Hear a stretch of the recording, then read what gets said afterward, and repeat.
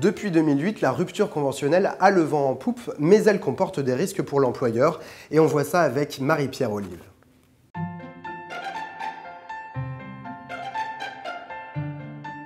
Bonjour Marie-Pierre. Bonjour Thibault. Alors pour commencer, rappelez-nous quelles sont les étapes d'une rupture conventionnelle. Thibault, il y a 3 grandes étapes.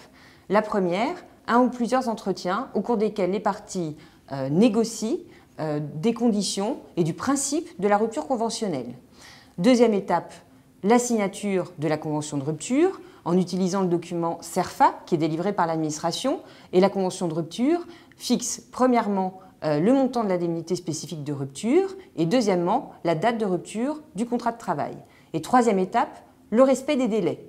Le lendemain de la date de signature de la convention de rupture débute un délai de rétractation au cours duquel chaque partie pourra retirer son consentement. Il s'agit d'un délai de 15 jours calendaires. Ensuite, demande d'homologation auprès de la directe et là s'ouvre un délai de 15 jours ouvrables cette fois-ci, au cours duquel l'administration homologuera ou n'homologuera pas la convention. Alors une fois l'homologation obtenue, y a-t-il toujours des risques pour l'employeur? Oui Thibault. Pourquoi ? Parce que la rupture conventionnelle est une modalité de rupture du contrat de travail, mais ce n'est pas une transaction qui mettrait fin à tous les litiges existants ou à venir.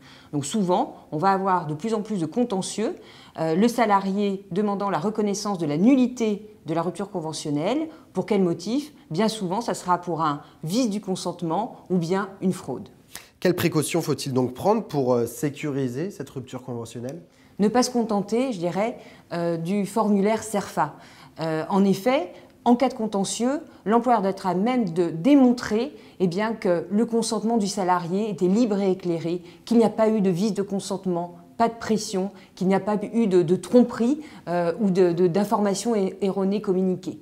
Donc en pratique, comment faire? Essayer de tenir au moins 2 entretiens.